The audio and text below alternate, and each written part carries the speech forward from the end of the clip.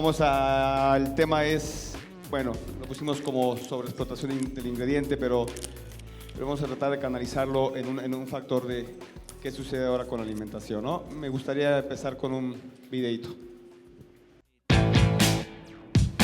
Nuestra existencia misma está intrínsecamente ligada, obvio, a nuestra alimentación. Las razones que actualmente rigen nuestra alimentación es posible que no sean las mejores. Es verdad que somos muchos millones de seres humanos, pero por desgracia hemos concentrado nuestra ingesta en un grupo de productos que cada vez se ha ido reduciendo más y más, excluyendo así una gran variedad de ingredientes, sobre todo cercanos al lugar donde podrían ser consumidos. Esto va ligado de la mano con que no hay modo que los recursos explotados para el consumo logren estar a la par con su regeneración y sustentabilidad. La sobrepesca, la sobreexplotación y la falta de concordancia entre la lógica de la economía y la lógica de la naturaleza. Las leyes de la economía y las leyes de la naturaleza no funcionan igual, ¿no? ¿Qué está pasando, doctor?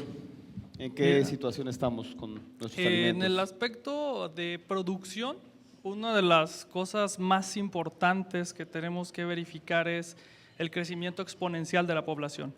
Hace unas cuantas décadas, cuando se descubrió la penicilina y empezó a tener el auge médico, la biotecnología farmacéutica, la producción de antibióticos, la cura de enfermedades, se incrementó la esperanza de vida y se incrementó la necesidad de alimento, ¿no? Definitivamente, uno de los factores que más han impactado la economía, que más han impactado la demanda de alimentos, ha sido la sobrepoblación.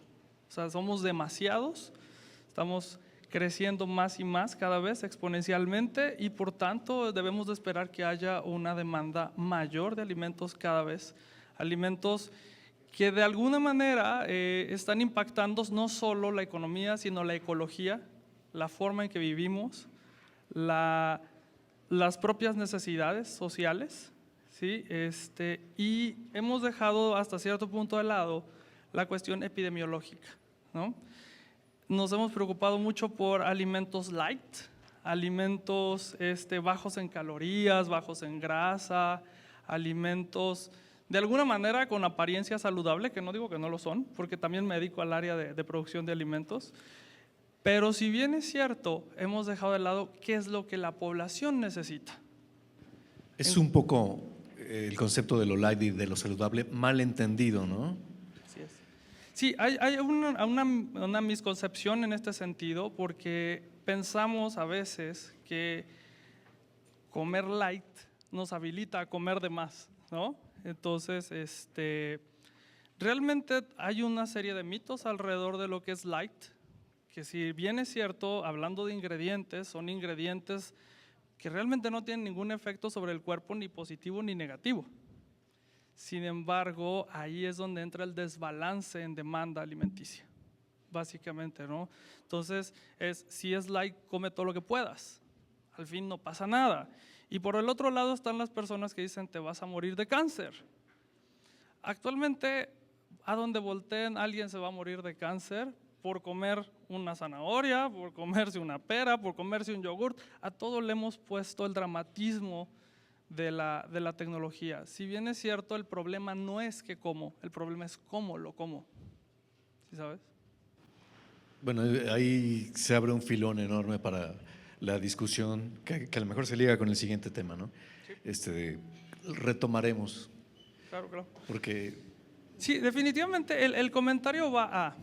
Cuando estamos formando ingenieros en alimentos, yo soy ingeniero en alimentos de formación, me especialicé en microbiología e industrial, que aplica el área alimenticia, biotecnológica, en general farmacéutica.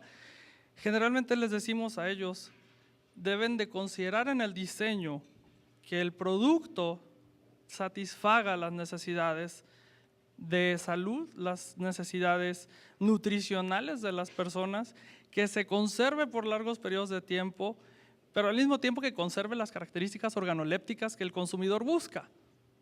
Y ahí es donde mis estudiantes y todos los que estudian en algún momento conservación de alimentos se enfrentan a un problema grande de darle al consumidor el alimento casi fresco, pero hay que hacer muchas cosas antes y hay que agregar ciertos compuestos químicos para que esto funcione. Y entonces es ahí donde empiezan a surgir los mitos, ¿no? Pues yo como biólogo de formación siempre me interesó esa parte de la etnobotánica, o sea, la relación que hay entre el ser humano y las plantas básicamente.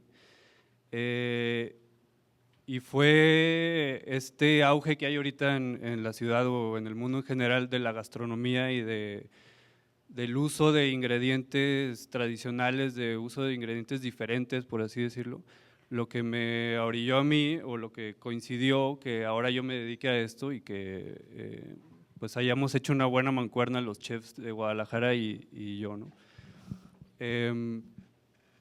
A mí se me hizo bien padre que a ellos les interesara. Cuando empecé con mi negocio, que empecé con Fabián Delgado, el de Palreal, pues me di cuenta que sí había un interés por usar quelites, por usar maíz azul, por usar hongos silvestres, que yo pensaba que todo el mundo le tenía miedo porque se iban a envenenar. Entonces, pues fue ahí cuando me di yo cuenta que había un nicho ahí disponible, ¿no? Y pues todo esto viene a cuenta de la variedad de los alimentos que nosotros consumimos, tanto, o sea, podemos poner aquí varios puntos, ¿no? Uno como consumidor en su casa, que como consumidores tenemos todos los días la capacidad de elegir qué vamos a meter a nuestra alacena o qué vamos a meter al refrigerador, si siempre van a hacer cosas del súper, si de repente vamos a darles chance a las señoras del mercado. Y entonces esto es como parte de… A lo mejor a ti no te gusta ir al cerro a colectar cosas, o a lo mejor no te gusta ir a los mercados, o no te gusta ir a los pueblos, pero si te gusta ir a comer a Cortés, a Alcalde, a Palreal, pues ahí también tienes una oportunidad de aprender los recursos que hay en tu región y de probarlos, ¿no? De conocerlos, porque hay gente que no tiene idea qué son los quelites, no tiene idea que aquí en la región hay hongos silvestres comestibles como los hay en el centro de México. Y pues bueno, de eso se trata, ¿no? Aquí me gustaría, hacer una precisión. Lo orgánico se ha vuelto mercadotecnia. No estoy en contra del orgánico en absoluto, porque soy biotecnólogo, tengo que estar en ambos lados de la moneda, ¿no? Pero si bien es cierto, debes de considerar que el hecho de ser orgánico no necesariamente lo hace saludable. Y el hecho de que no sea orgánico no necesariamente lo hace menos saludable. Entonces, hay una brecha bien grande y tiene que ver con el conocimiento, la educación, la cultura de las personas, porque estamos acostumbrados a que si es novedoso es bueno, ¿no? Y si es orgánico es saludable, y si esto, y si lo otro, una serie de premisas que nunca se han consultado. Entonces, si bien es cierto, cada quien es responsable de lo que ingiere, de lo que consume, también debe ser responsable cada quien de decidir y documentarse sobre lo que va a consumir. ¿No es cierto entonces que parte de los pesticidas o herbicidas que se usan para tener una producción grande, digamos manzanas, se depositan en la cáscara? ¿Hay algo que queda? No necesariamente es cierto, por principio. No necesariamente es falso.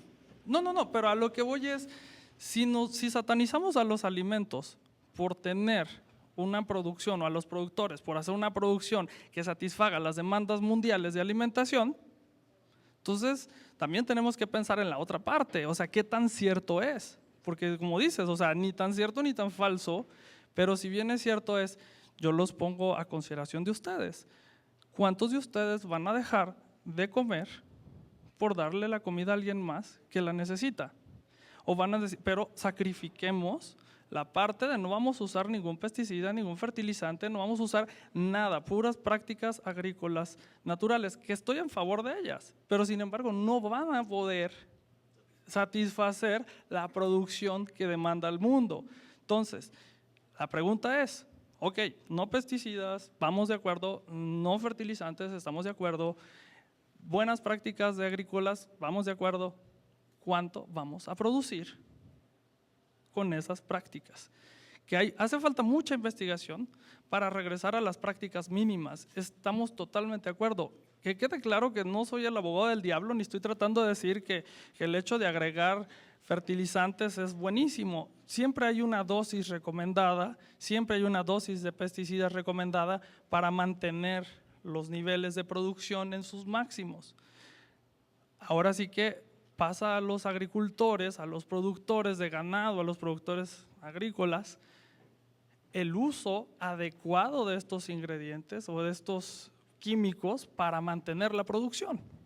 Entonces, no polaricemos la opinión, porque si nos cambiáramos a agricultura orgánica, yo les pregunto cuántos de ustedes van a poder pagar el costo de la alimentación. A lo mejor los que estamos por acá tenemos un nivel de vida medio alto y podemos hacerlo, y entonces sacrificamos al resto de la población. Ahora también Se pone bueno. es importante hablar de que ahora ya lo orgánico está muy viciado, ¿Por qué está viciado? o sea, ya no puedes ir tú, o sea, una cosa es consumir 100% tu alimentación que sea orgánica y que tomes en cuenta que todos tus alimentos tengan el sellito de certificación, que también eso tiene un trasfondo económico y de beneficio a las certificadoras y aquí más bien ya estamos en una etapa en que debemos hablar más que de orgánico, de agroecológico, ¿no? Y siempre, pues como dice el maestro, o sea, es una transición a partir de la revolución verde, que fue este boom de uso de agroquímicos y de pesticidas y demás. Ahorita ya estamos muy acostumbrados a eso, la industria agrícola está muy acostumbrada al uso de esos insumos y tiene que haber una transición, o sea, no es de cortar de tajo. Y tampoco le debemos de apostar a las certificadoras o a utilizar, a consumir solo productos que tengan la certificación por la confianza de que sí estén vendiendo lo que ellos dicen que están vendiendo. También aquí yo le apuesto más a consumir lo local, a conocer en la medida de lo posible al que está produciendo ese alimento, a involucrarte más en el entorno, en tu región, quién está produciendo tal cosa, cuáles son las temporadas de ciertos productos, que eso también tiene que ver un poco con la sobreexplotación del ingrediente, de no siempre va a haber manzanas, durante todo el año no siempre va a haber mangos, y ser más adaptativo como consumidor, ¿no? Apegarte a las temporadas. Aquí tenemos la ventaja de que el clima no es extremoso y que podemos tener productos que en otros lugares en el mundo no se tienen tan seguido. Pero aún así tenemos esta temporalidad a la que debemos apegarnos o tomarla más en cuenta para decidir qué consumir y qué no. Poncho. Antes, gracias por la invitación. Pues yo creo que son dos temas. Yo voy a hablar de mi punto de vista muy personal. Primero como cocinero y después como padre de familia, que son los dos pilares que rigen mi vida hoy por hoy, ¿no? Yo no soy, desgraciadamente no soy un cocinero de investigación o un cocinero de rescate. Yo soy un cocinero como un perro callejero, hago cosas para satisfacer y producir placer a la medida que yo pueda.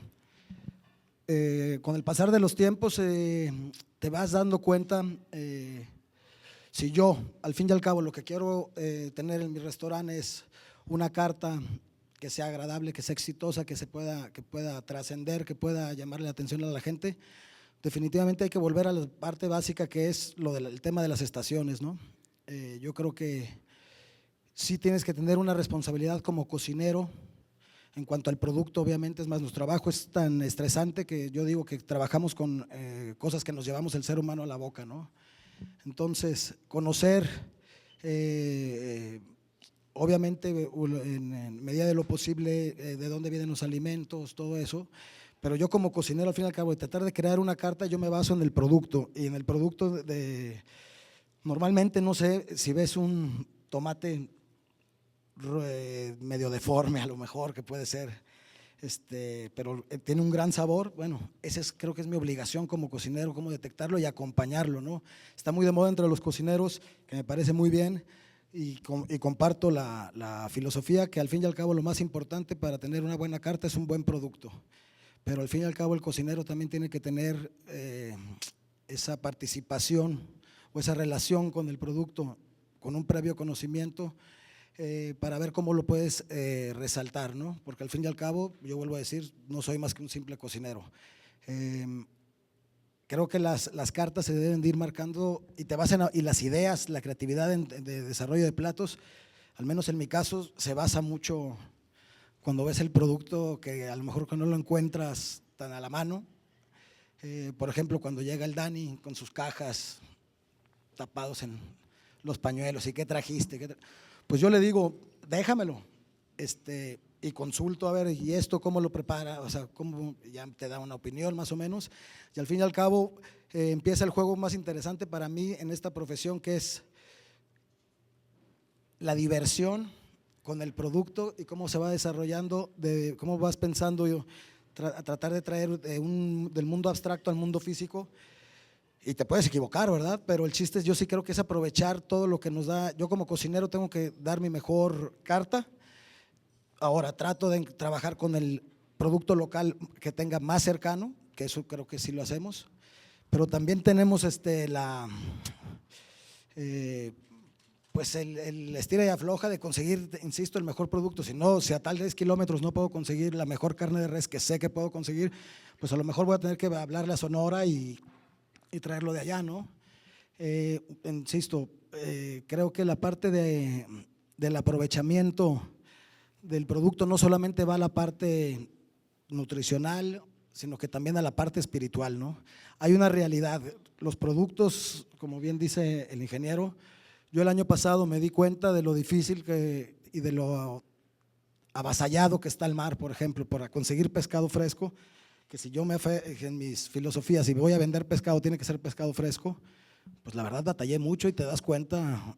Entonces como cocinero lo sufres, pero luego pasas y volteas a ver, oye, yo tengo un hijo de 11 años y un hijo de 8 años que no sé qué les va a tocar, ¿verdad?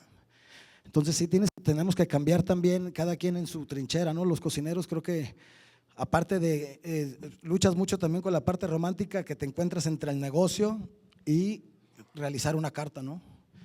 El aprovechamiento no solamente de los productos, como bien dice el ingeniero, creo que el mayor problema que nos enfrentamos es el número de gente que somos en el mundo, ¿no? Yo creo que todos los problemas económicos, sociales, culturales que tenemos es porque somos muchos y muchas veces muchos como yo, que intolerantes y con poca tolerancia, etcétera. Entonces creo que es un tema ponernos bien de acuerdo. Y yo creo que si lo hacemos en esfuerzos individuales se pueden convertir en esfuerzos colectivos. Yo hago un esfuerzo, por ejemplo, individual en el negocio de tratar de comprar los productos que yo considero que tienen de un mejor origen o que estoy ayudando a lo mejor a un pequeño sector de una sociedad a que se muevan esas cosas, y ya estará en mí y en el equipo de trabajo del restaurante cómo aplicarlos y cómo ponerlos a que funcionen para que se pueda activar todo y todos podamos vivir de la misma manera. Pero hay veces que de repente por las cuestiones del mismo negocio no puedes hacerlo, entonces sí tienes que hacer ciertos sacrificios que creo que entre todos los tenemos que hacer, y de esa misma manera en las casas, ¿no? Creo que sí es importante comer mejor. Y creo que es muy importante, es otro tema que se sale, pero también creo que el tema del desperdicio es brutal. Entonces, creo que se pueden diseñar muy buenas cartas con productos de temporada, donde retan a la creatividad de los cocineros de cualquier lugar a hacer cosas diferentes con el mismo producto. Y de eso sí estoy convencido que se puede aprovechar mucho más los productos. La vida actual nos ha llevado, nos ha puesto ante una aplanadora, donde se homogenizan los alimentos y se dejan de lado muchos porque son específicamente de temporada y entonces ya no van a entrar al juego, ¿no? Mira, la realidad, creo, desde el punto de vista tecnológico, todo empezó cuando superamos las barreras, ¿no? Las barreras geográficas que nos separan. Entonces, cuando empezamos a poder movernos de un lugar al otro, que vimos que podíamos cruzar una montaña, que vimos que podíamos cruzar un mar para llegar al otro lado, ¿no? Entonces empezó la variedad y la diversificación, y definitivamente no creo que sea necesario tener un sacrificio estacional, aunque definitivamente considero que la cocina estacional es deliciosa. ¿sí? Me encanta comer, por supuesto, pero si bien es cierto, consideren este punto, cuando se descubrió América, se descubrió porque estaban buscando una ruta más corta para comercializar especias. Money, money, money. Sí, claro, entonces yo no sé si la población estará dispuesta a sacrificar lo que está acostumbrada a comer por un bien común. Es que eso es lo más dramático del asunto. Estamos dispuestos a sacrificar la comodidad individual por un bien común. Eso es lo que tratamos de hacer, Es fuerte. digamos, ¿no? O sea, desde el punto de vista de educación, que es lo que a mí me compete, siempre he tratado de que mis estudiantes tengan esa visión de, sí soy yo como ente, ¿no? Y tengo que desarrollarme, autorrealizarme y ser exitoso, pero debo de tener una conciencia social. Entonces, si bien es cierto, hay una serie de ingredientes que no se explotan porque no se conocen, ¿no? Con los quelites, por ejemplo, que son bien conocidos en mi tierra, en Sinaloa también. Mi abuela siempre cocinaba esas cosas, ¿no? Y Lo peor es que sí se usaban acá, ¿no? sí, o sea, Corrígeme. siguen existiendo y ahí no hay de que tienen pesticidas, tienen herbicidas porque crecen solos. Como quelites. Sí, claro, y crecen solos. Y entonces dices, bueno, si lo puedo aprovechar, ¿por qué no? Pero hace falta una cultura gastronómica entonces. Y ahí yo creo es donde intervienen los gastrónomos para, pues para dar a conocer. A lo mejor hay quienes no se pueden imaginar cómo cocinar los quelites, pero les digo, si van a uno de estos restaurantes, pues ya van a saber más o menos cómo se hacen. Y bueno, otra cosa que iba a decir es también el tema de que la cultura no es estática, pues, o sea, no podemos volver a los orígenes y solo consumir maíz y quelites y chile y amaranto, porque pues no es el caso, pues, o sea, es adaptarnos a la realidad que tenemos ahorita y adaptarnos a los recursos que hay disponibles, pero sí ser un poco más conscientes a la hora de ir a comprar cosas, pues qué es lo que te estás llevando a la boca, ¿no? No tanto que vas a meter a tu alacena, ¿no? Pero creo que esto tiene mucho valor a la hora de pues, revalorar nuestro papel como consumidores, tanto de ir al súper como de ir a restaurantes, y conocerlo, pues, o sea, ser más adaptativo, conocer tu entorno. Aquí en Guadalajara tenemos la bendición de, te vas a un lado, llegas al Bosque de la Primavera, te vas para el otro, llegas a la Barranca, viajas 3 horas, estás en la playa, o sea, en un lugar relativamente pequeño hay más de 5 o 6 ecosistemas, y luego yo me pongo a pensar o veo documentales de cocineros en Noruega o en lugares de Europa en donde Escarban en la nieve para sacar su una cocina se raíz. basa solo en lo que hay en la región y digo, pues ¿por qué no podemos hacer eso aquí? Entonces, Creo que tenemos mucha comodidad, ¿no? Lo queremos todo a la mano. Actualmente el 35-40% del alimento que se produce en el mundo se desperdicia. O sea, creo que la información depende de cada uno, qué es lo que queramos hacer, efectivamente, ¿no? Como padres de familia, como investigadores, pero son muy cómodos. Nos gustan las cosas sencillas. Sí, bueno, estoy completamente de acuerdo. La cosa es, vuelvo a lo mismo de los esfuerzos individuales. O sea, yo creo que todos estamos conscientes de las problemáticas mundiales que podemos tener, no solamente insisto, en problemas alimentarios, etcétera, sino en problemas en general. Pero si no se crean convicciones propias en pequeñas células, es la única manera, porque convencer, ponernos de acuerdo, todo un país tan grande como México es muy difícil. Por ejemplo, y hablo de México porque soy mexicano y porque aquí es donde estoy, ¿no? A mí lo que, en la problemática que al menos yo me enfrento día a día es,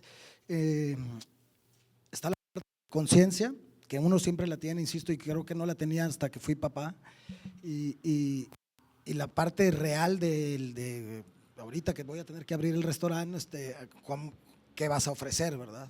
Entonces también tenemos que ser bien realistas en ese sentido. El problema, yo creo que todos estamos conscientes, pero la solución no van a ser de un cocinero de un biólogo recolector, de un ingeniero, sino que gracias a los espacios que, por ejemplo, los que estamos aquí, por lo menos todos nos vamos a llevar una cosita de cada tema tratado y vamos a tratar de cómo ser mejores personas, porque creo que al fin y al cabo es eso, la solución, o sea, siendo mejores personas vamos a encontrar siempre mejores soluciones. Y insisto, los pequeños sacrificios personales que cada quien le tenga que costar.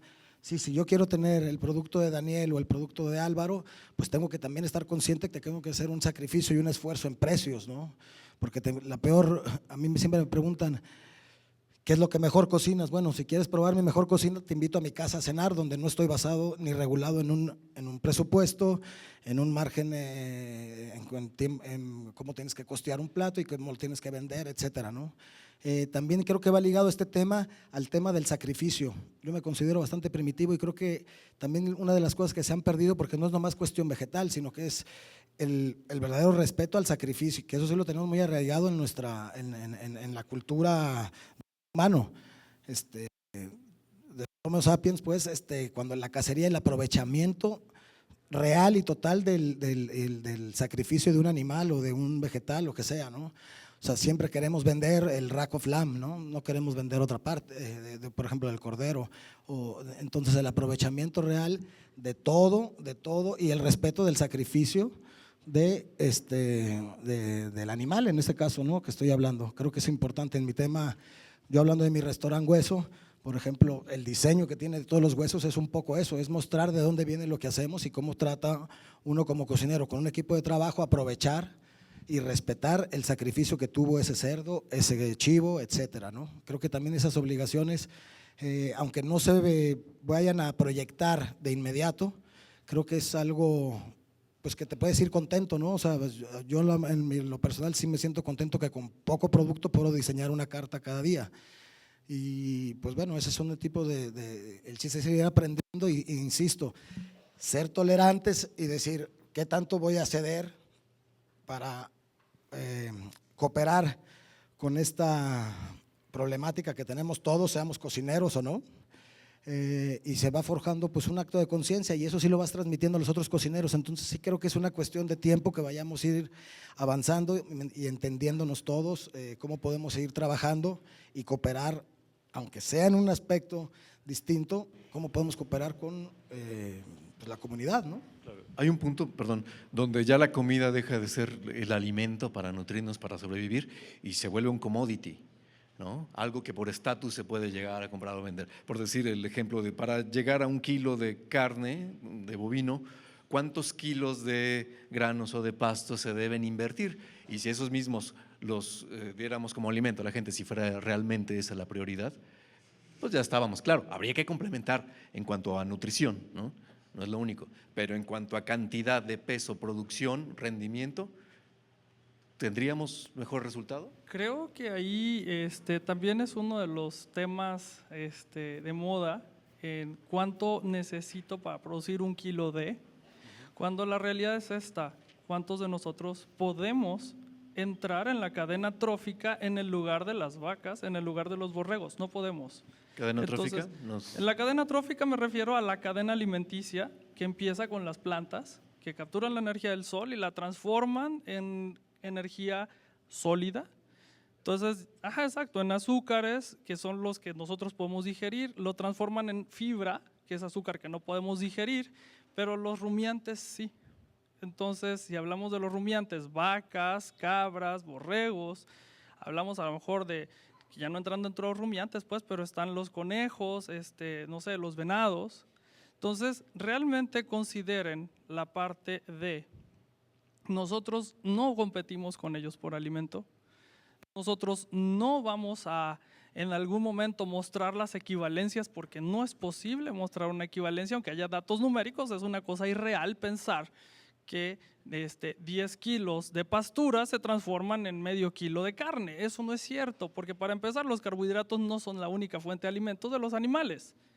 ¿Sí estamos? Entonces, yo creo que aquí lo que realmente debería de impactar, más allá de irse con la idea de que este güey me dijo que todo lo orgánico pues nada que ver, que todo lo light es bueno y saludable, o que estamos en pro de hacer alimentos más light, más simples, o sea, más estacionales, más regionales. No, no, no.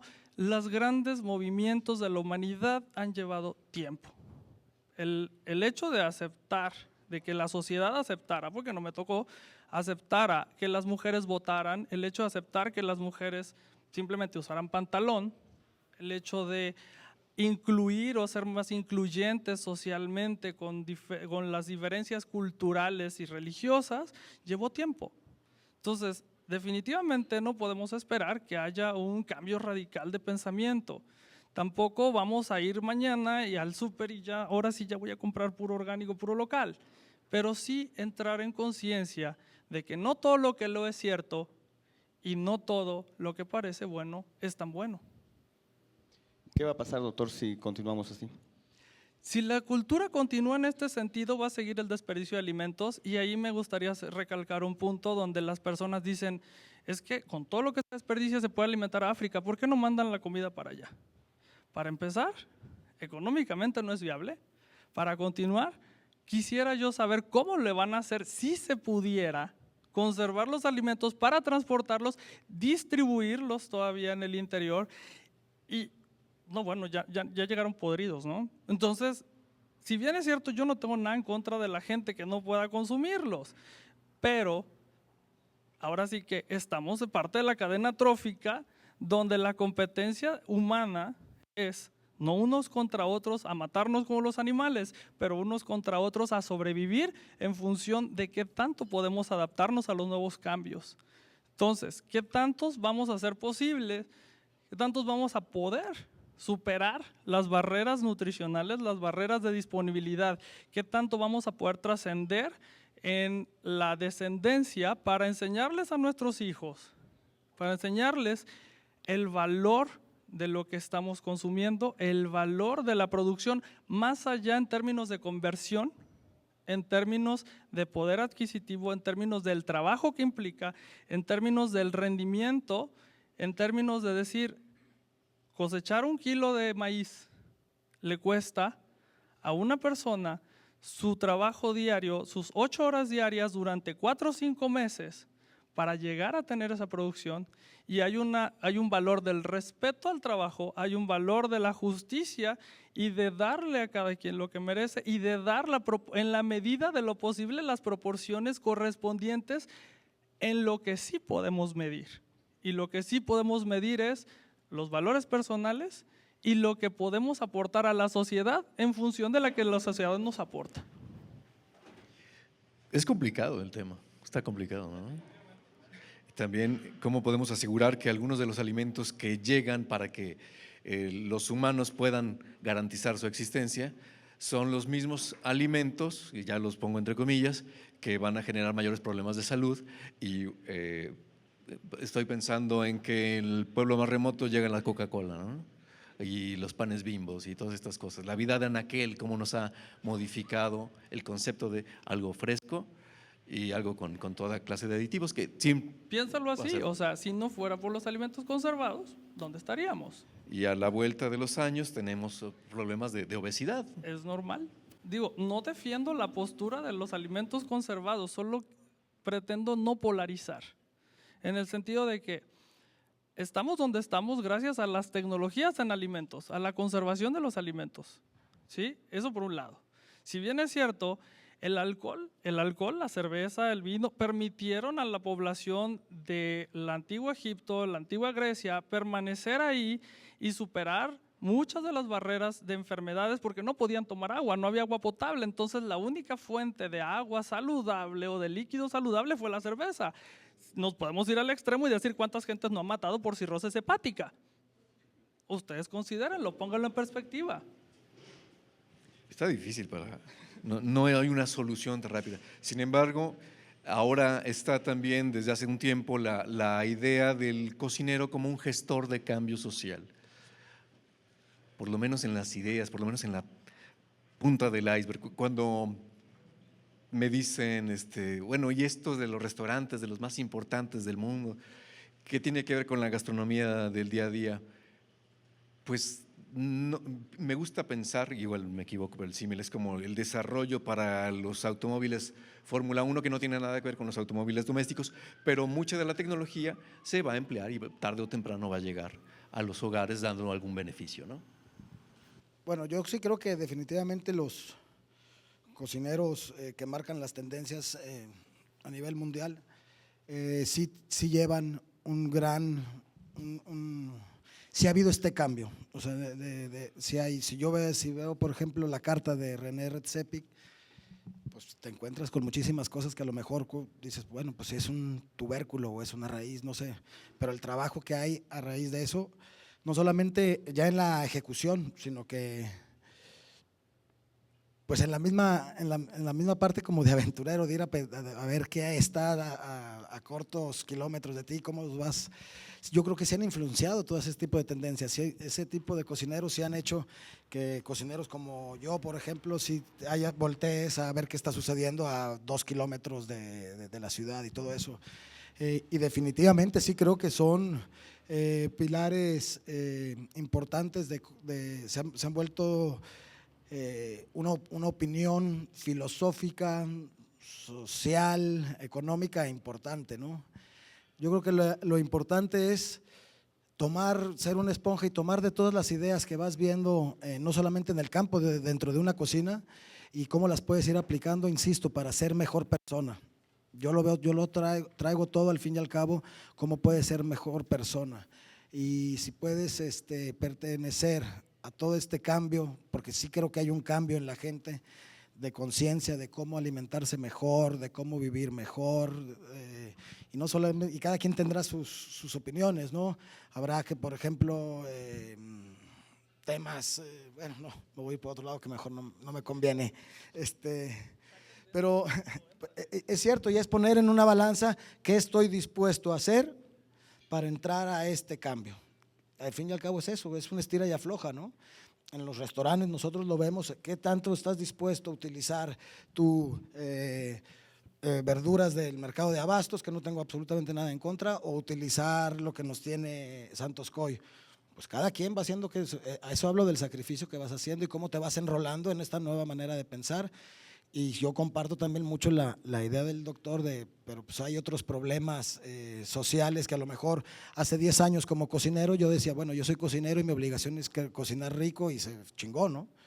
Creo que ahora sí cambia eso y para mí vuelvo a decir lo mismo, pues la familia, los hijos, los intereses personales que se van creando en ti, pues tienes que ir creando una conciencia, ¿no? Y no se trata, o sea, creo que el éxito no depende de la desgracia del otro, ¿no? O sea, yo sí creo que, y tampoco se trata, muchas veces cuando tratas de compartir eso, cae medio en arrogancia, ay, si no me quieres decir tú cómo voy a vivir mi vida, o qué está bien, qué está mal, bueno, está bien, te caes la boca. Pero yo sí creo que sí hay una obligación del cocinero de enrolarse, ya no solamente en cocina, sino que también en sustentabilidad, en ecología, en efectos sociales, ¿no? ¿Cómo puedes hacer tú un cambio para el destino, ¿no? Yo creo que por eso insisto, pequeñas células de convicciones y de filosofías de cómo trabajar, de cómo vivir, e ir cooperando e irte integrando a las mismas personas que piensan de la misma manera, siempre sin ninguna arrogancia de tratar de convencer a alguien, ¿no? Sino que más bien tratar de compartir una filosofía que te haya servido y que ojalá puedas enrolarte y generar un bien común para la sociedad, ¿no? Porque yo sí quiero al fin y al cabo que mis hijos pues sepan que es el sabor de una zanahoria, ¿no? Y que sepan de dónde viene, el sabor de una calabaza, que sepan cómo viene y cómo poderlas cocinar, ¿no? O sea, todo paso a pasito, cómo puedes ir forjando, pues irte enrolando a personas como tú, que tú piensas de esa manera, pues cómo te puedes ir acercando, el bien común, ¿no? Al fin y al cabo es sentirse bien, tratar de crear un entorno adecuado para vivir, y insisto, sin tratar de convencer a alguien qué es lo que hay que hacer. Hay muchos puntos de vista y yo creo que en la diversidad vienen los acuerdos y vienen las intenciones y vienen las acciones. Daniel, ¿con qué cerramos? Bueno, a mí me gustaría cerrar con varias cosas. Primero, a mí se me hace bien padre que al final de cuentas aquí lo que más importa es que aprendemos todos, ¿no? O sea, tanto aprende el productor No sé, por ponerles un ejemplo, yo les he dicho a los productores de chayote de mezcala, les digo, guárdenme las puntas de la planta, las puntas del chayote, porque eso a mí me los compran y saben bien ricos, y aquí no tienen esa idea de cortarle las puntas de la planta del chayote porque no es la costumbre, pues. Pero se les mete en la cabeza y dicen, pues a lo mejor ahí es como otro subproducto de mi chayotera, poder cortarle las puntas, ¿no? Entonces ahí ya está aprendiendo el productor, está aprendiendo la gente que también va a comer a los restaurantes, que a mí se me hace bien padre, que de repente me dicen, ahora ya la gente empieza a preguntar qué es esto que tiene el plato, o por qué los frijoles están tan grandotes, pues son ayocotes, o por qué la masa está azul, que mucha gente no sabe que hay masa azul, ¿no? Entonces es una satisfacción saber que la gente está aprendiendo a través de la comida.